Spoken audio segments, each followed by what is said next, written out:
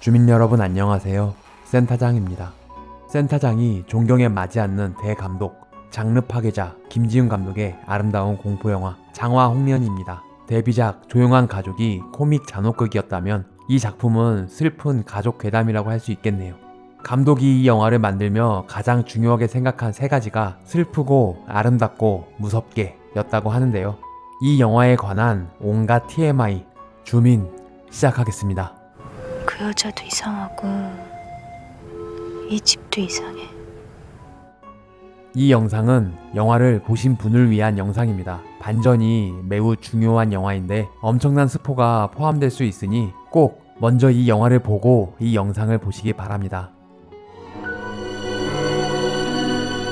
장화, 홍련은 장미와 연꽃을 상징하는 이름입니다. 영국의 벽지 업체 모리스사의 윌리엄 모리스가 디자인한 꽃무늬 벽지 위에서 꽃잎이 휘날리며 영화가 시작됩니다. 그리고 이어지는 육중한 문소리와 물의 파문은 이 영화의 전체적인 파문의 느낌을 상징하죠. 누군가 와서 손을 씻는데요. 한 가족의 상처와 흔적을 포함한 모든 과거를 씻어버리고 더럽혀진 걸 깨끗이 만들고 싶다는 이미지를 투영했다고 합니다. 손을 씻고 환자를 기다리는 정신과 의사. 이 장면은 익숙한 병원의 모습이 아닌 뭔가 비현실적인 공간을 만들고 싶었다고 합니다. 긴장감이 도는 휑한 느낌을 만들기 위해 기본 조명만 하고 색감도 거의 없는 무채색의 이미지를 만들었습니다. 또한 카메라 워킹도 거의 없으며 오디오 역시 빈 공간감을 느끼게 하는 앰비언스 음향만 깔았습니다. 엄청난 일을 겪은 수미 내면의 풍경 같은 느낌입니다. 고개를 숙인 환자가 다가오고 잘 지냈어? 어디 우리 얘기 좀 해볼까? 자신이 누구라고 생각해? 여기 이 사람 누구지? 감독은 첫 장면에 이 환자가 누구인지에 대한 미스테리함을 유지하고 싶었습니다. 누군가 엄청난 일을 겪었나 보구나 느낌을 주면서 이 사람이 염정아 배우인지 임수정 배우인지 헷갈리길 원했다고 하네요. 그날 일에 대해서 좀 얘기해 줄 수 있을까? 와, 왜 벌써 무섭지? 그 와중에 옆모습만 봐도 예뻐. 대체 무슨 일이 있었던 걸까요? 맑고 서정적인 음악과 아름다운 풍광으로 분위기가 전환됩니다. 첫 장면부터 긴장했던 관객의 분위기를 환기시키며 관객을 이 여인의 과거로 데려가기 위한 장치입니다. 음악은 무섭고 슬퍼야 한다는 감독의 주문으로 이병우 음악감독이 서정적인 음악을 작곡했습니다. 이곳은 전남 보성군 유러면의 저수지 부근의 야외 세트입니다.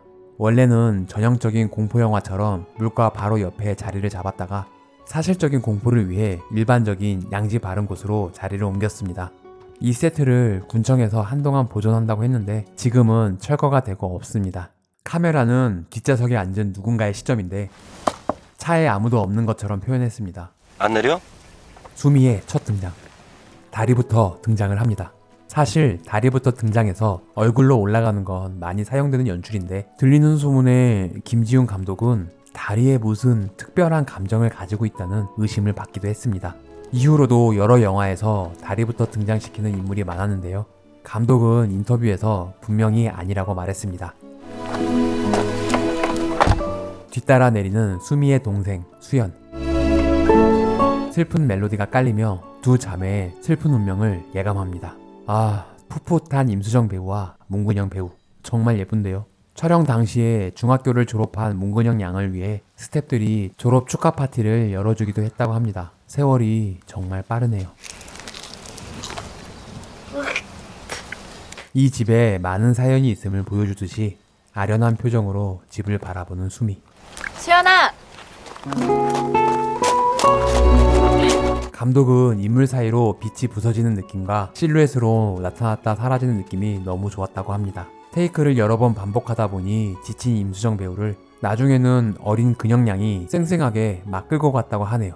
실제로 촬영이 없을 때도 논밭을 막 뛰어다니고 잘 자고 잘 먹었다고 합니다. 너무 귀여운데.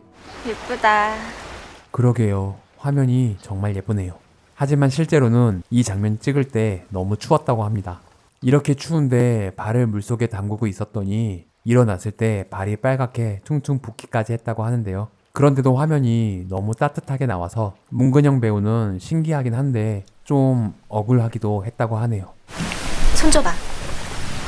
왜? 손금을 보면서 뭔가 동생의 불길함을 느끼는 수미. 물속에 발이 한 사람밖에 없다며 이때부터 눈치챘다는 관객의 의견이 있었는데요. 그건 아니라고 합니다. 분명히 두 사람 발을 다 찍었고 잘 안 보이지만 두 명 다리가 다 보입니다. 드디어 집에 들어갑니다. 야외씬을 촬영 첫날부터 찍었는데 날씨가 도와주질 않아서 집에 들어가기까지 9일이 걸렸다고 하네요. 집의 내부는 양수리 종합 촬영소 안에 4개의 실내 세트를 만들어 찍었습니다. 밝고 맑은 야외에 있다가 내부로 들어오니 어둡고 침침합니다. 이제부터 악몽이 시작된다는 느낌을 주기 위해 극명한 대조를 이루도록 했다고 합니다. 또 하나의 주인공인 이 공간의 구조는 일본식 양옥으로 설정을 했는데 이미 감독 머릿속에 집의 구조와 양식의 이미지가 어느 정도 다 만들어져 있어서 미술 감독과 회의를 거쳐 이렇게 음침하고 이상하고 아름다운 집을 만들어냈습니다.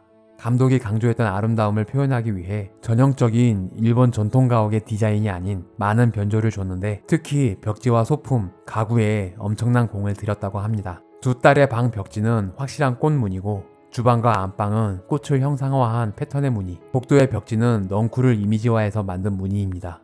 장이나 그릇 등이 전부 실제로 고가의 앤틱 소품이라고 합니다. 구한 말에 외교관이 실제로 사용했던 것들이라고 하는데요. 덕분에 제작비가 상당히 오버됐다고 하네요. 너희 들었구나. 새엄마 은주가 등장합니다. 기괴함이 두 자매에게 엄습하는 공포를 주기 위해서 어둠 속에서 나오고 빛과 어둠 사이로 뚫고 오면서 보였다 안 보였다 하도록 동선을 디자인했다고 하네요. 뭐 했어? 어?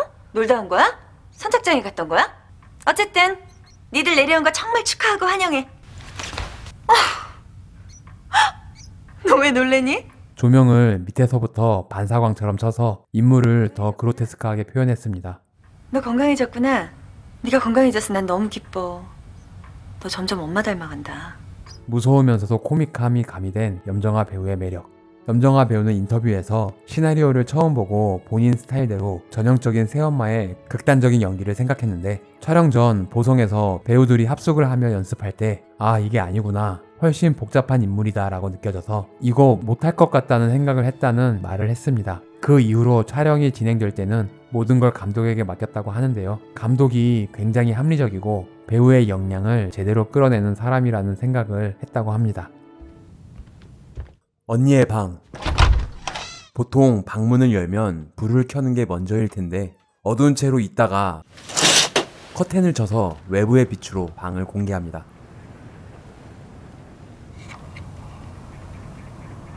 멈춰있는 시계를 왜 2시 35분에 맞추는 걸까요? 감독은 시각이 중요한 게 아니고 죽어있던 시계를 살렸다는 게 중요하다고 합니다. 뭔가 되돌리고 싶은 과거가 있다는 수미의 광박관념을 표현했다고 하는데요. 이 시간은 엄마가 죽은 시간일 수도 또는 동생 수연이 죽은 시간일 수도 아니면 또 다른 어떤 잊고 싶은 과거의 어느 시간일 수도 있다고 합니다. 가지고 온 노트와 일기장을 서랍에 넣으려는데 이미 똑같은 노트와 일기장이 있습니다. 수미 내부에 또 다른 인격체가 같은 행동을 반복한다는 암시입니다. 옷장엔 수십 벌의 똑같은 옷이. 식사를 준비한다던 은주가 2층에서 내려오는 건 결국 은주와 수미가 동일한 인물임을 상징합니다. 이 롱테이크 씬은 한 번의 트래킹으로 복도와 안방, 욕실 앞까지 집의 구조를 동선으로 보여줍니다. 세트를 부분 만든 게 아니고 집 내부를 2층까지 하나의 통 세트로 제작했다는 걸 관객에게 알리고 싶었다고 하네요. 낮인데도 집에 어두운 공간과 빛이 닿는 공간이 있도록 조명을 설계해서 인물이 어둠 속으로 들어갔다 나왔다 하도록 연출했습니다. 스태프들은 굳이 다 세트를 만들어 놓고 왜 이렇게 힘들게 찍느냐며 의견을 내기도 했다는데요. 감독은 연기자의 감정을 끊어가고 싶지 않아서 결정했다고 합니다. 염정아 배우는 연기하는데 많은 도움이 됐다고 하는데 스태프들은 너무 힘들었을 것 같네요. 오랜만에 만난 가족인데 교감이 전혀 없는 기이하고 적막한 식사 시간. 인물들과의 관계를 보여주는 이 초반 식당씬은 배우들의 연기가 아니어도 색감과 소품, 의상으로 분위기를 표현하려 했습니다. 처음엔 바닥을 약간 병적인 느낌이 나도록 녹색으로 설정했는데 감독이 현장에서 갑자기 빨갛게 하자고 해서 모든 스텝이 당황했다고 하네요. 이미지가 너무 강하지 않을까 걱정이 되기도 했는데 감독은 녹색 바닥에 샘플을 보니 느낌이 좀 미흡하기도 했고 무서운 일이 일어나는 공간이니 원색적으로 불타는 느낌이 나도록 모험을 했다고 하는데요. 촬영 전에 스태프들과 회의를 하며 철저하게 준비를 했기 때문에 현장에서도 아이디어가 떠오를 수 있었고 변경도 할 수 있었다고 합니다. 그냥 한번 해보겠다고 우긴 것은 절대 아니라고 하네요.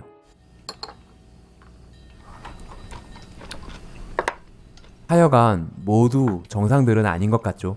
눈치를 보던 새엄마가 먼저 정막을 깹니다. 이번 주말에 성규랑 성기철 불러서 저녁 같이 먹기로 했어요. 은주의 옷은 캐릭터성을 보여주기 위해 광택이 나는 소재를 사용했습니다. 정리할 게 있어. 먼저 일어날게. 아버지 무연은 회색 머리와 무채색의 옷으로 입장이 불분명하고 모호한 인물의 딜레마를 표현했습니다. 같은 의미로 그의 서재 역시 회색 톤으로 설정을 했죠. 왜 남의 물건들에 손을 대? 전부터 그렇게 돼 있었어. 전에도 똑같은 옷들이 수십 벌씩 걸려 있었어? 영화를 보셔서 다들 아시겠지만 지금 이곳엔 수미와 무현 둘만 있는 공간입니다. 김갑수 배우는 시나리오를 처음 보고 누구를 보며 연기를 해야 하는지 너무 어려웠다고 하는데요. 감독은 기본적으로 은주를 상대한다고 생각하고 약도 은주에게 주라는 주문을 했습니다. 난 저녁 같이 안 할 거야. 뭐? 오늘 첫날인데 그만하자. 넌 왜 안 따라가? 언니 하는 대로 따라야 하잖아.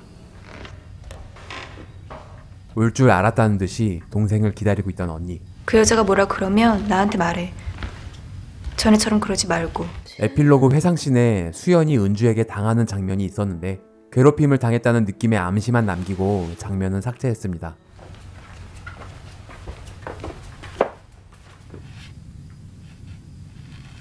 이후에 수미가 똑같이 화장을 하는 장면이 나오는데 먼저 찍은 이 장면을 임수정 배우가 수십 번 돌려보며 똑같이 연습을 했다고 합니다. 남편이 오는 인기척이 들리자 침대에 누워서 기다리는 거울 속의 은주. 사실 이 장면은 안고 있는 채로 은주가 수미는 어떤 아이냐고 물어보는 대화가 있었다고 합니다. 사실은 은주가 수미 본인인데 이 사람에 대해 묻는 아이러니를 표현했다고 하는데요. 딸임을 알고도 안고 있는 무연의 모습이 좀 근친에 대한 내용은 빼고 싶어서 삭제했습니다. 아빠가 너무 괴로웠을 것 같은데요. 실제로 다중인격 환자의 가족들은 인격이 바뀔 때마다 그 인격이 알지 못하게 실제 그 사람처럼 대해야 한다고 하네요. 아빠는 캠코더를 왜 들고 있었던 걸까요? 은주가 잠들고 난 뒤 캠코더를 설치한다는 설정이 있었고 자다가 일어나서 나가는 은주의 모습이 찍힌 화면이 삭제됐습니다. 이 컷이 삭제되지 않았다면 이후에 나온 파라노말 액티비티보다 더 먼저 한 시도였을 텐데 말이죠. 이후에 정신과 의사들이 이 화면을 보며 빙의인가 다중인격인가 회의를 하는 장면도 있었는데 초반부터 너무 설명적이 되는 것 같아서 삭제했다고 하네요. 그렇게 아빠는 방을 나와 서재에서 혼자 잡니다. 관객들은 이 부부의 관계가 좀 이상하다고 의심을 할 수도 있겠네요. 무섭고 슬프고 아름다워야 하려면 미술과 색채가 중요하기 때문에 지금까지 본 적 없는 색감을 구현하는 게 목표였다고 하는데요. 안방에 파랗고 이상한 벽지를 살리기 위해 마젠타 느낌의 카펫과 침대 커버를 세팅했습니다. 이 소품도 감독이 현장에서 촬영 중에 갑자기 설정해서 급하게 구해야 했다고 하네요. 이 발소리는 수연이 뛰어다니는 걸까요? 수연이는 방에서 자고 있는데? 이때 수연을 찾아온 알 수 없는 존재.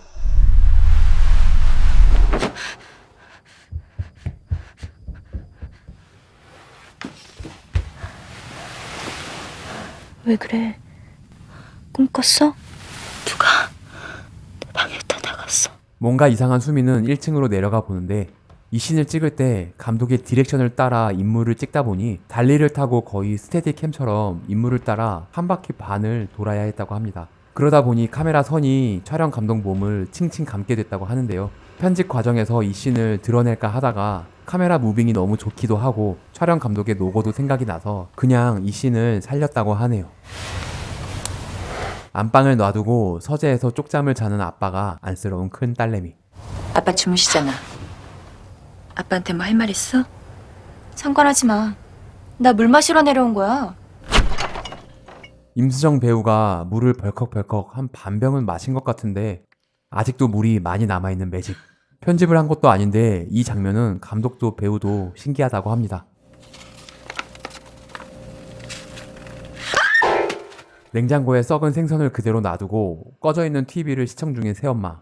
관객의 의심을 모두 은주에게 몰아가고 있습니다. 새엄마? 근데 좀 이상해. 그 여자도 이상하고 이 집도 이상해. 임수정 배우가 가장 좋아하는 장면이라고 합니다. 연기를 할 때도 감정적으로 몰입이 너무 잘 돼서 신기할 정도였다고 하는데요. 임수정 배우는 이 장면을 찍을 때 문근영 배우가 너무 예뻐서 진짜 동생 같아 신기했다라는 인터뷰를 하기도 했습니다. 무서워? 괜찮아. 언니가 있잖아.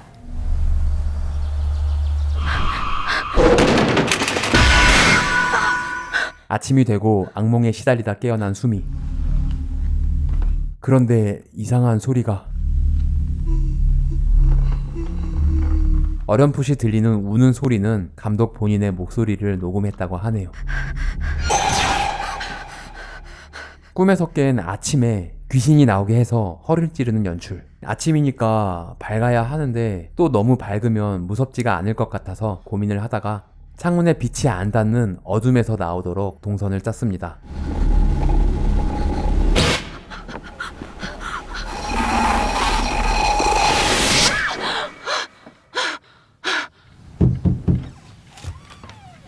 들어가도 돼? 아니, 아, 불쌍한 우리네 아버지. 내려와. 밥 먹자. 그런데 이 손에 묻은 피는 뭐죠? 꿈에 나왔던? 아, 이후에 방을 나와서 수연을 몰래 부르는 장면이 있었는데 수연이 없는 존재라는 뉘앙스가 너무 일찍 드러나는 것 같아서 삭제했다고 합니다. 뭐하니? 생리하니? 내가 아니고 수연이. 수연이? 어쩜 나랑 날짜가 똑같을 수가 있지? 그런데 3명의 생리일이 모두 똑같다는 첫 번째 암시. 이 장면 이후 화장실에서 언니가 동생에게 생리에 대한 설명을 해주며 너도 이제 어른이라며 여성으로서의 연대감을 갖는 장면이 있었습니다. 예쁘게 찍으려고 하긴 했는데 너무 CF처럼 맑게 나와서 씬이 너무 강조되는 것 같기도 하고 집 내부의 분위기에 맞지 않는 것 같아 삭제했다고 하네요. 한 차례 기괴함과 무서움을 보여줬으니 외부로 나와 분위기를 한번 환기시켜줍니다. 정말 무서운 하룻밤을 보내고 무슨 일이 있었냐는 듯이 맑고 화창한 오후. 그거 엄마가 좋아하는 노래지. 이 장면은 원래 그네에서 다른 대사로 찍었는데 설정이 어려웠는지 아무리 해도 그 어색함을 지울 수가 없어서 휘파람을 부는 것으로 설정을 바꿨다고 합니다. 죽여버릴까? 날려보내. 그 여자가 갖고 온 유일한 물건인데 건들면 난리 날걸. 수미야. 추운데 왜 나와 있어? 괜찮아? 이 장면은 반전에 대한 암시로 수연을 프레임 밖에 배치했습니다. 눈치가 빠른 관객은 이미 이 장면에서 눈치를 많이 챘다고 하네요. 쌀쌀한데 들어가자. 들어갈 거야. 아빠에게 잔뜩 날이 서 있는 수미. 혼자 어디론가 향하는데요. 이 장면 역시 엔딩의 회상씬에서 수연을 놔두고 집을 나가다가 잠깐 돌아보는 장면에 대한 복선입니다. 수미가 혼자 도착한 곳은 엄마의 유품이 있는 창고. 이 장면 이후 수미가 유품을 챙기다가 독약을 발견하고 유품과 함께 집으로 가지고 가는 설정이 삭제됐습니다. 엄마가 극단적인 선택을 할 때 사용한 독약을 집으로 가져와서 새엄마가 먹는 약에 묻혀 복수하려는 장면도 있었는데 독극물에 대한 설정은 전부 드러냈다고 하네요. 집으로 가져온 유품을 정리하는 수미. 엄마의 사진을 보며 추억에 잠깁니다. 이 장면은 가족 사진에 따뜻한 느낌이길 원해서 노을진 느낌으로 옐로우 톤으로 색 보정을 했습니다. 시간대가 낮이어서 커튼을 통과한 빛이라는 설정을 추가했습니다. 창고 갔다 왔어? 짠. 우와. 이쁘지? 이 장면은 카메라 2대로 찍었는데요. 문근영 배우가 너무 예뻐서 많이 쓰고 싶었지만 영화상으로 수연이 허상이고 실제 인물은 수미이기에 수미가 보이는 컷을 주로 사용하고 수연은 리액션 정도만 사용했습니다. 너 이거 왜 이래? 그 여자가 그런 거지? 그 여자가 그런 거야? 말해! 수미가 은주에게 따지러 갔습니다. 아무렇지도 않아? 인과응보야. 두 인물이 감정을 드러내고 부딪히는 이 장면은 첫째 날과는 다르게 커튼을 걷고 외부가 노출되도록 세팅했습니다. 너 네 엄마한테도 이랬어? 엄마 얘기 하지 마. 너희들이 아무리 발버둥 쳐봐도 너희들이 이 세상에서 엄마라고 부를 사람은 안타깝게도 나밖에 없어. 알아? 세상 일이라는 게 다 이래. 아주 더러운 꼴을 보면서도 참고 살아야 돼. 내가 지금 너희들을 견뎌내야 하는 것처럼. 너 도대체 왜 내려온 거니? 너 아직 병이 나은 게 아니었구나. 얼굴의 반을 음영으로 떨어뜨리고 녹색의 기운이 감돌게 해서 그 기괴함을 더욱 강조했습니다.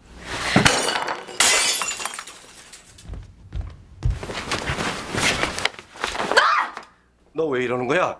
네가 조금 더 받아들이고 있지 않잖아. 변하는 게 있어? 바뀌는 게 있어? 너 이러면 안 돼. 이러면 너 또다시 아프게 돼. 뭐?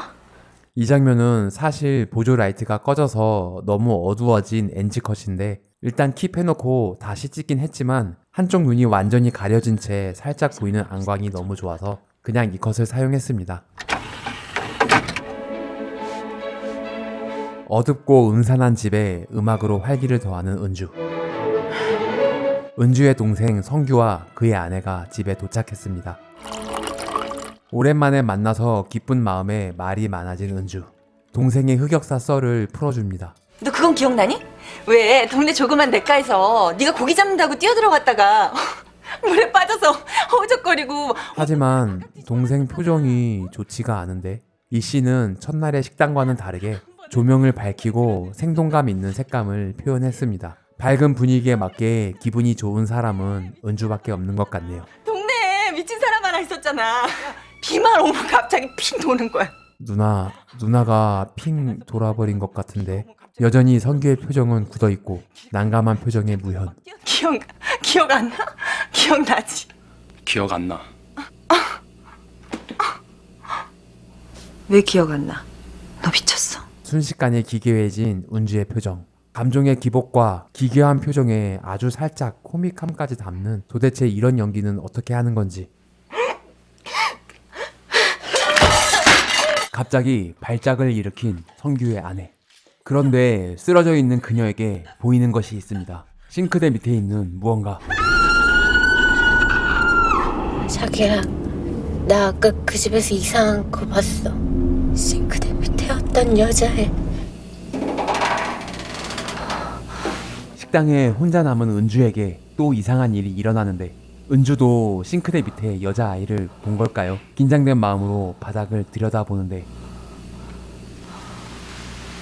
이미 밖으로 나와 의자에 앉아있는 여자아이. 이때는 카메라 밖에서 준비하고 있다가 타이밍에 맞추어 얼른 들어와 앉았습니다. 타이밍을 맞추기가 상당히 어려웠다고 하네요. 어느새 바닥에 놓여있는 머리핀. 수연이 하고 있던 머리핀이라는 설명이 담긴 장면이 있었는데 삭제했습니다.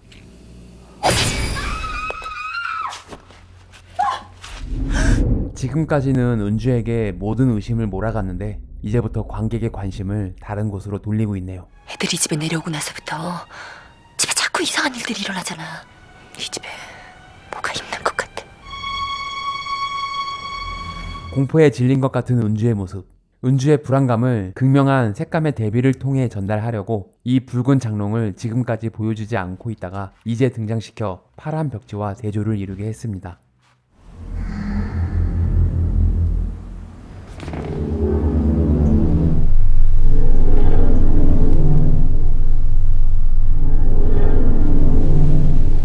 이 음악은 감독 본인이 작곡을 했다고 하는데요. 아니, 작곡이라기보다 건반을 마음대로 누른 정도라고 합니다. 음악 감독이 퀄이 떨어지니 빼자고 했는데 감독이 우겨서 사용했다고 하네요. 은주가 기르던 새가 죽어있는 걸 발견한 무현. 그 모습을 은주가 지켜보고 있습니다. 문 열어! 열어! 이것들 그냥. 낮에 새장을 열어보던 수연. 새를 죽인 게 수연이라고 생각을 하는지 수연의 방문을 따고 들어가 보는데 본인의 얼굴만 도려져 나간 가족 사진. 내려와. 안 내려와?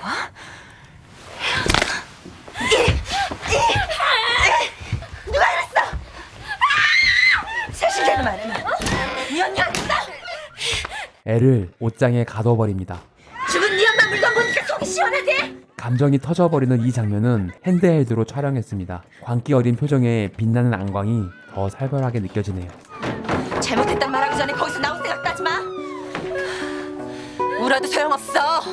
이런 무서운 상황에 깔리는 아름다운 BGM. 사실은 수미가 혼자 죽은 동생에게 이런 상황을 연출하고 있다는 사실이 너무 슬프다고 생각해 이런 멜로디를 삽입했습니다.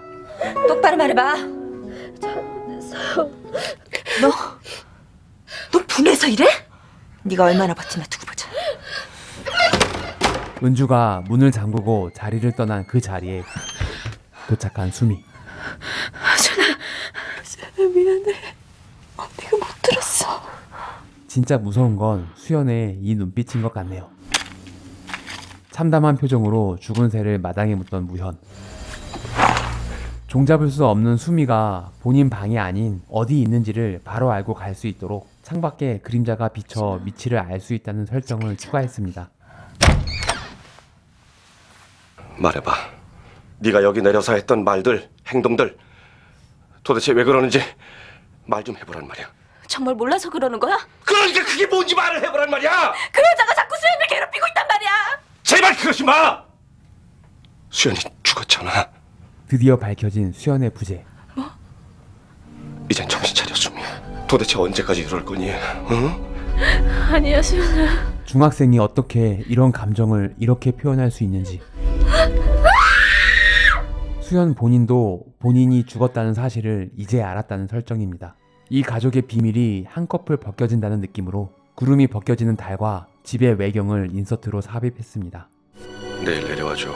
도저히 내 힘으로는 점점 더 심해지는 것 같아. 이 장면 이후 본인이 죽었다는 사실을 안 수연이 다시 수미를 찾아오는 장면이 있었는데 삭제했습니다. 언니는 어디에 있었어? 수연아, 미안해. 이젠 항상 네 옆에 있을게. 언니는 항상 없었잖아. 수연의 존재가 수미의 정신 착란 현상이 아닌 그전부터 수미의 원기가 항상 이 집에 있었다는 내용을 담았는데 지금 밝히는 것보다 뒤로 미루고 싶어서 삭제했다고 하네요. 웬 포대자루를 끌고 다니다가 끔찍한 짓을 저지르는 은주. 다음날 수미를 집에 두고 외출을 한 아버지.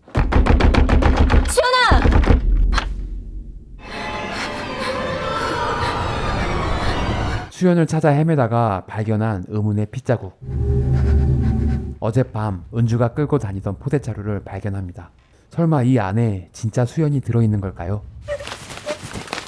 임수정 배우는 이 장면을 찍을 때 이제는 많이 친해진 근영이가 자꾸 생각이 나서 진짜 동생이 들어있다는 감정이 몰아쳐 너무 힘들었다고 합니다.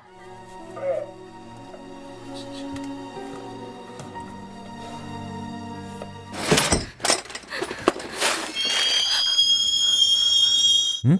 갑자기 끓기 시작한 주전자. 은주와 같은 시간에 있음을 암시합니다. 포대를 풀기 위해 가위를 찾던 중 사라져버린 포대자루. 방금 끌고 간 흔적은 수연의 방 장롱으로 이어져 있습니다. 여자아이가 들어가 있을 만한 사이즈를 만들기 위해 실제 체구가 작은 조감독이 들어가 있었다고 합니다. 포대 안에서 큐사인을 외치는 프로페셔널적인 모습을 보여줬다고 하네요. 손 느껴지니? 해봐.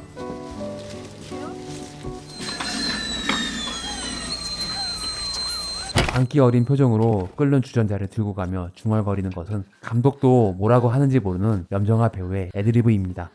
내가 아주 네 집 식구들이랑 지긋지긋해. 이 액션은 무술 감독 없이 감독이 짠 동선대로 움직였습니다.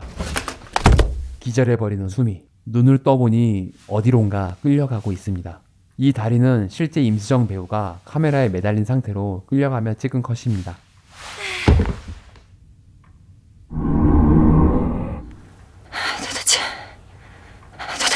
내가 이 지경까지 오게 된 거야?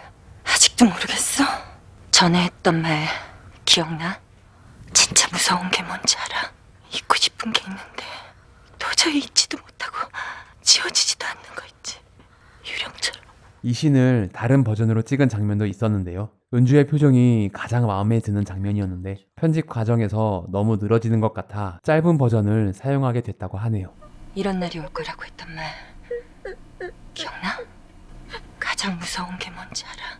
그게 평생부터다냐? 유령처럼. 날 도와줘. 그래. 내가 너 도와줄게. 우리 여기서 끝내자.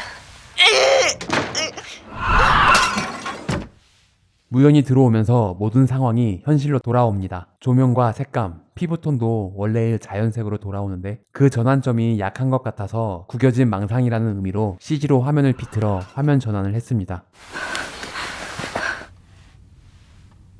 장롱 속 포대자루에는 수연의 방에 있던 은영이 들어있습니다. 약을 가지고 수연에게 돌아와 보니 그 자리에 앉아있는 은주. 수미는요? 제발 그만 좀 해. 나도 이젠 지쳤어. 약 먹어. 한결 나아질 거야. 무연이 부른 사람은 누구일까요? 진짜 은주? 촬영 감독이 이 장면의 콘티를 보고 어떻게 해야 할지 고민을 정말 많이 한 끝에 한국 최초로 모션 컨트롤 카메라 장비를 사용하기로 했다고 합니다. 이 장비는 똑같은 동작을 2번 반복할 수 있어서 같은 시간 동안 두 공간을 만들 수 있다고 하는데요. 먼저 3D로 프리뷰를 만들어 보고 철저한 계산을 해서 이런 장면을 만들었습니다. 수미야. 포대를 끌던 것도 때리던 것도 키우던 새를 죽인 것도 전부 수미가 혼자 벌인 짓. 수미가 혼자 차에서 내리는 컷은 콘티에 없던 컷인데 상황을 좀 더 설명하기 위해 나중에 보충 촬영한 컷입니다. 수연이 죽었다는 충격에 이어 수미가 다중인격이었다는 두 번째 충격. 이 장면은 세트 끝 멀리서 망원 렌즈로 당겨 찍었습니다. 컷이 튀니까 안 된다는 카메라 팀의 반대에도 감독의 의지로 망원 렌즈를 사용했다고 하네요. 이제 현실로 돌아왔으니 병원도 실제 병원에서 촬영했습니다. 이 병실도 실제 병실에서 촬영한 컷인데 오히려 더 세트 같은 느낌이 드네요. 이제 다 끝났어. 여기선 편히 쉴 수 있을 거야. 잘 있어. 갈게. 수미야, 왜 이래? 제발 이러지 좀. 결국 병실에 혼자 남은 수미. 잊고 있던 과거의 모습을 회상합니다. 이 발은 문근영 배우가 실제로 카메라를 들고 그네를 타며 찍었습니다. 어느 날 아픈 엄마를 뒤로 한 채 웬 여자를 집에 데려온 아버지. 그런 아버지와 새엄마를 온몸으로 거부하는 수미를 대신해 어린 수연을 괴롭히는 은주입니다. 수연을 괴롭히는 직접적인 장면을 모두 삭제했습니다.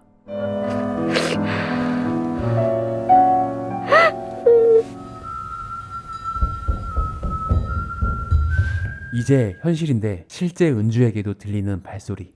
이 발소리는 실제로 문근영 배우가 뛰어다니는 소리를 본인도 모르게 녹음해서 사용했다고 하네요.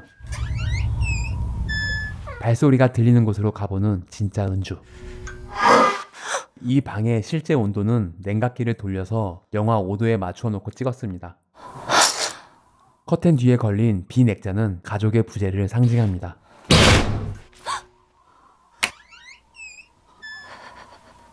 장롱 속의 이불 사이에 뭔가가 있습니다.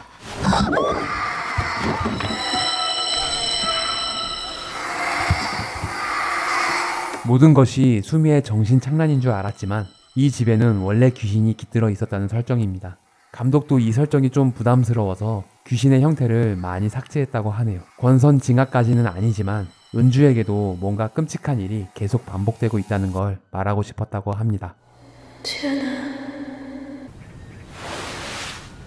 이 장면을 찍을 때 한창 잠이 많을 나이인 근영양은 실제로 누워있다가 잠들었다고 합니다. 연기가 아닌 진짜 자다가 깬 표정입니다. 아, 저놈의 장롱 자꾸 열려. 장롱 속에는 엄마가. 이 소리를 들은 새 인물의 트래킹. 감독은 아무도 손을 쓰지 않고 방치를 했으니 모두 일종의 공범임을 표현하고 싶었다고 하는데요. 카메라 감독은 잘 사용하지 않는 인물 트래킹이 조금은 부담스러웠다고 합니다. 뭔가 좀 이상하다고 생각하는 은주만 소리가 나는 곳으로 가보는데 장롱에 갇힌 채 긁어대는 다급한 수연의 손. 아니 아무리 미워도 그렇지 그냥 모르는 척하고 나가려다가 그래도 이건 아니지 싶어 수연에게 돌아가려는데 수미가 막아섭니다. 여긴 왜 올라온 거야? 부탁인데 우리 일에 상관하지 말아줘. 너 지금 이 순간 후회하게 될지도 몰라. 명심해. 당신이랑 이렇게 마주보고 있는 것보다 더 후회할 일이 있겠어? 이 말이 결국 수미 본인에게 저주로 돌아온다는 슬픈 아이러니. 당신이 이 집에서 돌아다니고 있을 때 될 수 있으면 멀리 떨어져 있고 싶어서 그래. 그렇게 떨어져 있고 싶던 은주의 인격이 머릿속에 들어오다니. 수미야.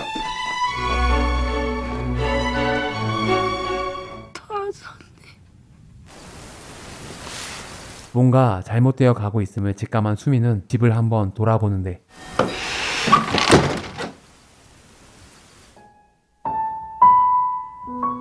그대로 고개를 돌려버리고 맙니다. 수연과 함께 앉아있던 선착장에 혼자 앉아있는 컷을 엔딩컷으로 사용했습니다. 자, 슬프고 아름다운 최고의 공포영화 장화 홍련이었습니다. 김지훈 감독의 감성이 그대로 느껴지는 영화였는데요. 정말 무서웠는데 마지막엔 울고 있던 당시의 내 모습이 생각이 나네요. 주민 여러분들은 어떻게 보셨나요? 의견을 댓글로 남겨주세요. 구독과 좋아요는 사랑입니다. 종 모양 클릭으로 알림 설정까지 하시면 다음 영상을 만드는데 큰 도움이 됩니다. 시청해 주셔서 감사합니다. 지금까지 센터장이었습니다. 다음 영상도 기대해 주세요.